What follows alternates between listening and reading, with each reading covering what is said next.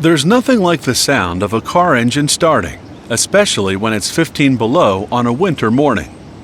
Today's automotive batteries are smaller, more powerful, and more efficient, even at extreme temperatures. It's all thanks to the power of lithium-ion cell technology.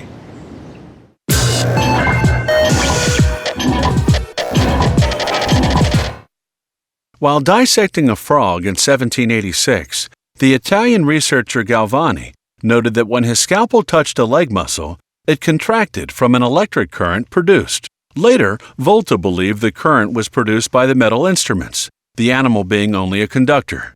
To prove it, he stacked discs of zinc and copper, connected by conductors and fabric, impregnated with an acid solution. And so, in 1800, the electric battery was born.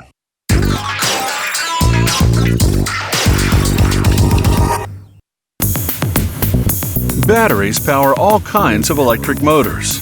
A new lithium metal polymer battery pack such as this one could soon power an electric automobile, as well as a hybrid vehicle. This battery will be made up of 4 components. It all starts with this lithium ingot, which weighs about 11 pounds. It is transformed into a thin sheet by this extrusion press that applies 440 tons of pressure.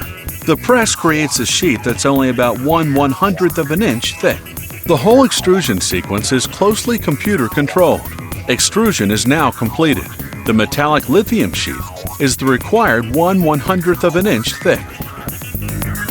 The sheet has to be further thinned. Placed on a roller, it is carried to the laminator. At room temperature, it is thinned once again. In just 20 minutes, the 11-pound ingot will have been transformed into a thin sheet 0.01 inches wide and some 655 feet in length.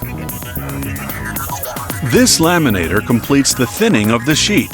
The resulting 1¼ mile long sheet will allow for the fabrication of 210 battery units. Lithium is a soft, sticky metal. For this reason, a polypropylene film has to be fixed onto the lithium sheet. Without this protection, the sheet would adhere to itself and become unusable. The sheet will be used to make individual battery cells. Then, these cells will be assembled in series and in parallel, and inserted into modules of different shapes. To make an individual battery cell, the sheet has to be rolled up. This automated spooling machine winds up the lithium film in 26 revolutions. The wound-up sheet is put into a vacuum oven, where the various layers adhere firmly to one another. This step lasts for about 90 minutes at 176 degrees. Here, a test is made. Using a voltmeter, the battery is checked to see that it produces the required 3.56 volts. Any problem can be detected here and corrected. A final quality check is made with this caliper. It precisely measures the thickness of the battery cell. The battery cells are then stored. Metallic plates are placed between them for the entire storage period.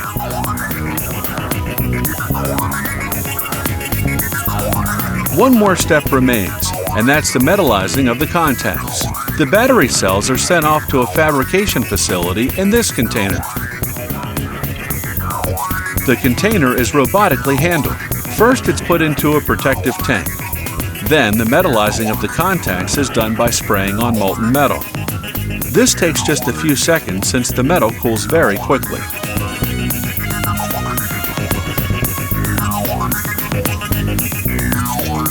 The battery is now finished.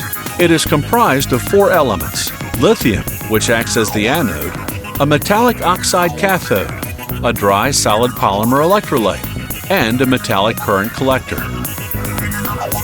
All that remains to be done is the assembling of the individual battery cells into a module. It begins with the placing of individual cells onto one another and isolating them with foam so that they do not touch each other. These red sheets are actually heating elements, since the lithium metal polymer cells function at temperatures of between 104 and 176 degrees.